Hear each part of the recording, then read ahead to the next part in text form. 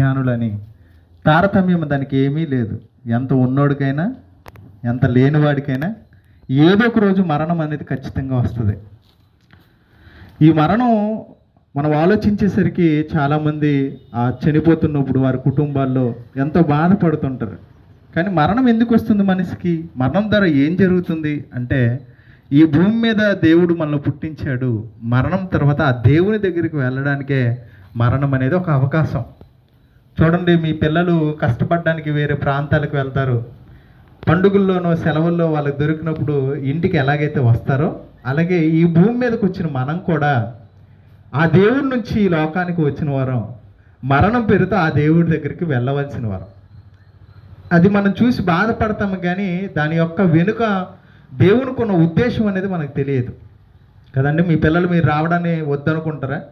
కాదు కదా. మా పిల్లలు మా దగ్గరికి రావాలని మీరు ఎలా అయితే కోరుకుంటారో అలాగే దేవుడు కూడా మనుషులందరూ తన పిల్లలు కనుక, ఈ భూమి మీద ఉన్న మనుషులందరూ దేవుని స్వరూపం, దేవుని సంతానం, దేవుని పిల్లలు కనుక ఈ లోకాన్ని విడిచిపెట్టి ఆ లోకాన్ని, దేవుడున్న లోకానికి వెళ్ళడానికి అవకాశమే మరణం. అయితే మరణానికి ముందు మనం చనిపోయిన తర్వాత ఏ దేవుని దగ్గర నుంచి వచ్చామో ఆ దేవుని దగ్గరికి వెళ్ళగలమా, వెళ్తున్నామా అని ఆలోచించగలిగితే అనేక మంది చాలాసార్లు ఏమని రాసుకుంటారంటే, చనిపోయిన వారి ఫోటో మీద స్వర్గీయులు అని రాసుకుంటారు. అంటే చనిపోయిన ఈ వ్యక్తి దేవుడున్న స్వర్గంలోనికి వెళ్ళిపోయాడు అని చెబుతుంటాం. అది నిజంగా వెళ్తున్నారా, వెళ్ళడానికి అవకాశం ఉందా అని మనం ఆలోచించగలిగితే బైబిల్ చెప్తుంది ఒక మంచి మాట. యాలి అనగా పాపం వల్ల వచ్చే జీతము మరణము అని దేవుడు చెప్పాడు. అంటే భూమి మీద బ్రతుకుతున్న మనిషి దేవుడి దగ్గరికి వెళ్తున్నాడా అంటే పాపం చేస్తే వెళ్ళడంట. పాపం అంటే ఏంటి? ఈ భూమి మీద మనిషి తనకు ఇష్టం వచ్చినట్లు తన హృదయం యొక్క కోరిక ఇష్టం చొప్పున జరిగించడమే పాపం.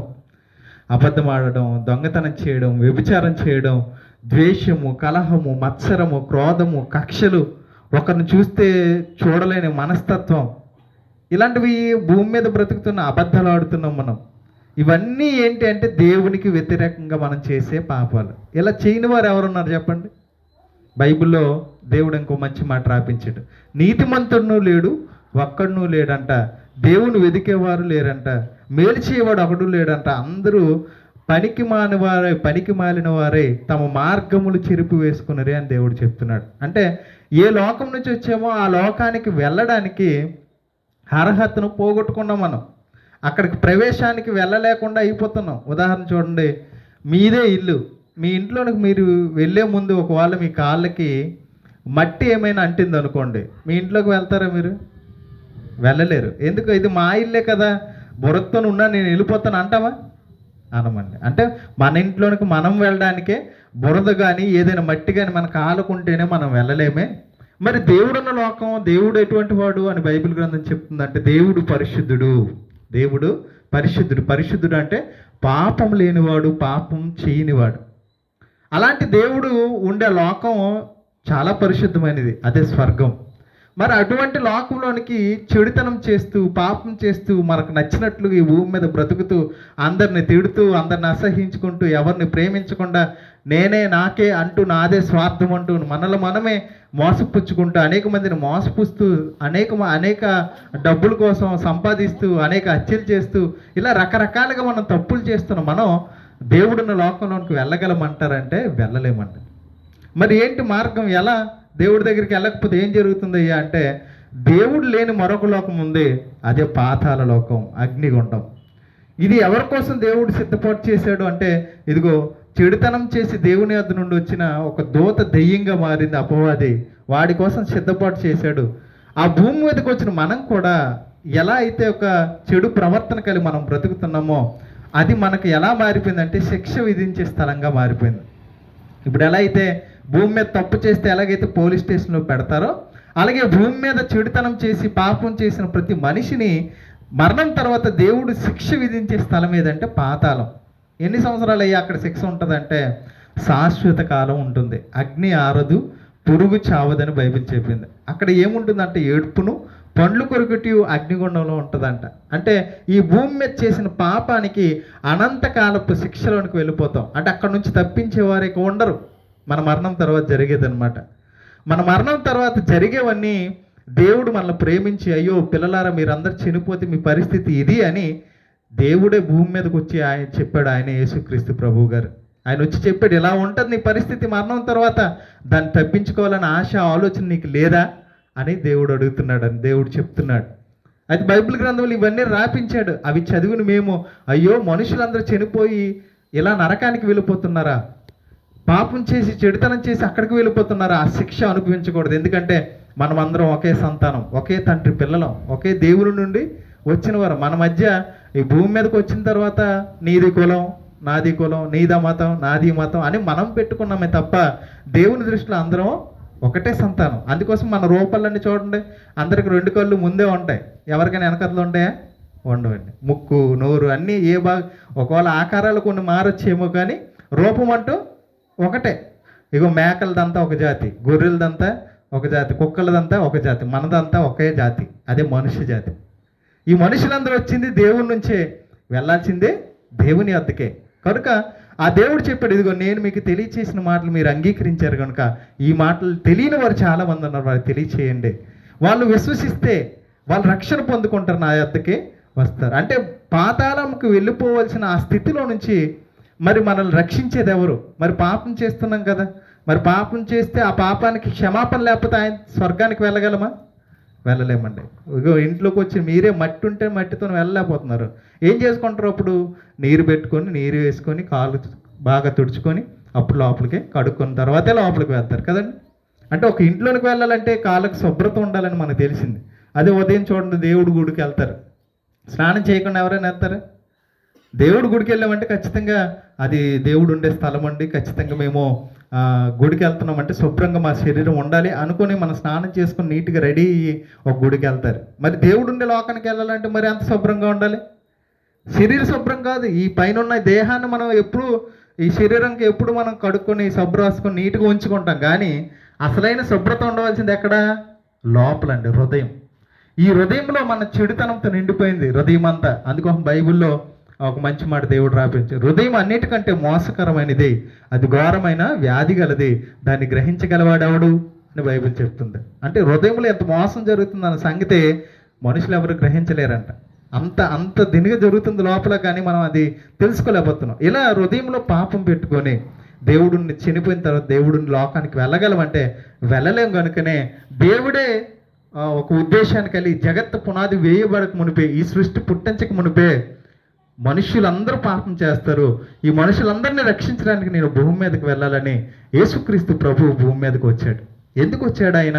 ఈ భూమి మీదకి రావాల్సిన పని ఏంటంటే, ఇదిగోండి పాపం చేస్తూ చనిపోతున్న మనం అందరం నరకంలోకి వెళ్ళి కోట్ల సంవత్సరాల శిక్ష అనుభవించడం ఆయనకి ఇష్టం లేదు. ఆయన మన తండ్రి, మన దేవుడు.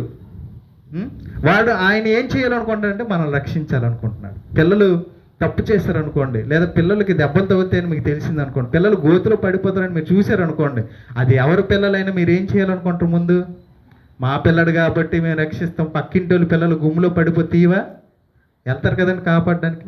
అలాగే దేవుడు కూడా తన సొంత పిల్లలమైన మనం అందరం పాతాళంలో శిక్ష అనుభవించడం, ఆ గుంటలో పడిపోవడం ఆయనకి ఇష్టం లేదు. కనుకనే ఆయన పరలోకాన్ని విడిచిపెట్టి మానవ శరీరాన్ని ధరించుకొని మనలాంటి రూపాన్ని మనలాంటి స్వభావాన్ని ధరించుకొని కూడా ఏ పాపము చేయకుండా ఈ భూమి మీద బ్రతికాడు.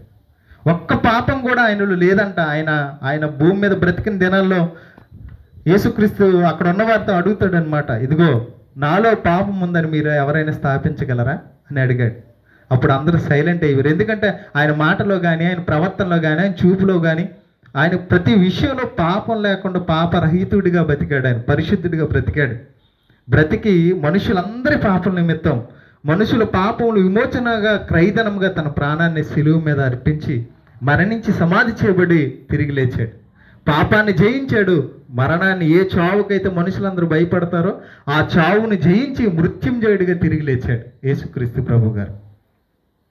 అంటే ఎందుకు ఆయన అలా చేశాడు? ఎందుకు ఆయన సిలువలో చనిపోవాలి? మీరు ఎక్కడ చూడండి యేసుక్రీస్తు ఫోటోలు ఎలా ఉంటాయంటే, ఏ దేవుడు ఫోటోలు మీరు చూసినా మంచిగా బంగారాలతోనూ పువ్వులతోనూ అందంగా ఉంటాయి. కానీ యేసుక్రీస్తు ఫోటో మీరు ఎప్పుడైనా చూడండి ఎలా ఉంటుందంటే, ఒక సిలువలో ఆయన ఇలాగ తాల్చబడి రక్తం కాత్తు మొల్లు కిరీటం పెట్టి, అది ఎందుకు అలా ఉంది? ఆయన రూపమే ఎందుకు ఉందో, మిగతా రూపాలన్నీ అలా లేవెందుకు అని ఎప్పుడైనా ఆలోచించారండి?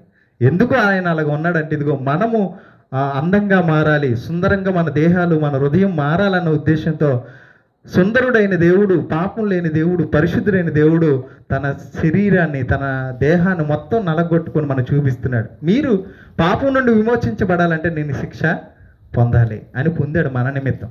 ఇది ఎప్పుడైతే మనం అంగీకరిస్తామో, యేసుక్రీస్తు ఎలా అయితే చనిపోయి తిరిగి లేచాడో మనం కూడా యేసు ప్రభువును అంగీకరించడం ద్వారా మన పాపములకు క్షమాపణ, ఆయన కాచిన శిలువ రక్తం ద్వారా మన పాపములకు విమోచన కలుగుతుంది. అప్పుడు మాత్రమే స్వర్గంలో దేవుడితో పాటు ఉండగలం. ఒకవేళ యేసుక్రీస్తుని అంగీకరించకుండా ఈ భూమి మీద మనం చనిపోతే మరి మనం చేసిన పాపం ఊరుకుంటుందా? ఊరుకోదండి. మనం చేసిన పాపం అంట మన ముందు మన వెనక వస్తుందంట. పాతాళం పాపం చేసిన వారిని పట్టుకుంటుందంట. అంటే పాపం ఉన్న ప్రతి ఒక్కరిని పాతాళ లోకం ఎప్పుడు నోరు తెరిచి ఉంచి ఎవడు దొరుకుతాడా, ఎంత తొందరగా ఎవడైనా చనిపోతే వాడిని పట్టేసుకుందామా, నా శిక్షలో వీడిని పెడదామని చూస్తుందంట. అటువంటి శిక్షను తప్పించే ఒకే ఒక దేవుడు, రక్షకుడు యేసుక్రీస్తు ప్రభు. ఇందులో కులము మతము తేడా ఏం ఉండదు. మనకి ఇంకొక ఆలోచన ఉంటుందండి. చాలామంది యేసు ప్రభుని నమ్ముకోండి అమ్మ అంటే, అవునయ్యా చాలా బాగానే ఉంది, మీరు మంచి విషయాలు చెప్పారు, కానీ మేము ముందు నుంచి చాలా దేవుళ్ళని మేము పూజిస్తున్నాం, అవన్నీ విడిచిపెట్టి యేసుక్రీస్తు ప్రభుని ఎలాగ ఒక్క దేవుడిని ఎలాగ పూజించగలం అని ఒక చిన్న ఆలోచన వాళ్ళ ఉండి చాలామంది వాటిని విడిచిపెట్టలేక యేసుక్రీస్తు దగ్గర రాలేని వారు చాలామంది ఉన్నారు కదండి. ఉదాహరణ మీకు అర్థం అవడానికి ఒక విషయం చెప్తాను. మనకి ఏదైనా ఒక రోగం వచ్చింది అనుకోండి, ఒక హాస్పిటల్కి వెళ్ళిన తర్వాత ఆ డాక్టర్ రకరకాల మందులు రాసిస్తాడు. అవి ఒక 10 రోజులు వాడమ్మా అని మీకు ఇచ్చిన తర్వాత అది కొద్ది రోజులు వాడే 2-3 రోజులు అయినా ఎటువంటి ప్రయోజనం లేకుండా పోయింది. అప్పుడు ఇంకొక అమ్మ వచ్చి చెప్తుంది, నా అమ్మ నీలాగే నాకు రోగం వచ్చింది, అయితే నేను వెళ్ళిన డాక్టర్ మందులు ఇచ్చాడు, అది తొందరగా తగ్గి నువ్వు అక్కడికి వెళ్ళు అంటే, ఎప్పుడైతే ఈ మందుల ద్వారా తగ్గలేదు వెంటనే అక్కడికి వెళ్తాం. అక్కడికి వెళ్ళిన తర్వాత ఆయన కూడా కొన్ని మందులు రాసిస్తారు. రాసి ఇచ్చిన తర్వాత అది వేయడం వల్ల నీకు తగ్గుతుంది అనుకో. మరి ఇంత రేటు పెట్టి ముందు 10 రోజులకు మందులు కొన్నావు, ఇంత రేటు పెట్టాను కదా, ఇంత డబ్బులు పెట్టాను కదా, మరి ఆ మందులు పడేయడం ఎందుకు అని ఆ మందులు కూడా వేస్తావా, ఆ మందులు పడేస్తావా? కొత్త మందులు ఎప్పుడైతే వేరే డాక్టర్ దగ్గరికి వెళ్ళి వేరే మందులు తీసుకుంటే అవి తగ్గినప్పుడు పాత మందులు ఉన్నాయి కదా, మరి ఆ పాత మందులు ఏం చేస్తావు? అవి కూడా వేసేస్తావా? వేయమండి. ఏం చేస్తావు? ఈ మందుల ద్వారా తగ్గుతుంది కాబట్టి ఈ మందులు మరి వాడం. అలాగే పాపములకు రక్షణ, పరలోకానికి మార్గం యేసుక్రీస్తు అని తెలిసినప్పుడు మరి మిగతా వాటిని మనం పట్టించుకోం. పాత బట్టలు చినిగిపోయిన తర్వాత ఏం చేస్తామమ్మా? కొత్త బట్టలు వచ్చి గట్టిగా ఉన్నవి మరి పాత బట్టలు మరి వాడం. అలాగే దేవుని రక్షణ మనకు దొరుకుతున్నప్పుడు, స్వర్గానికి మార్గం ఈయనే అని తెలిసినప్పుడు మరి లోకంలో ఉన్న వాటిని దేన్ని మనం విడిచిపెట్టలేదు. ఎందుకంటే ఆత్మగా ఒంటరిగా వచ్చిన వాళ్ళం మనం ఈ భూమి మీదకి, ఒక్కరిగా వచ్చాం, ఒక్కరిగానే వెళ్ళిపోతాం.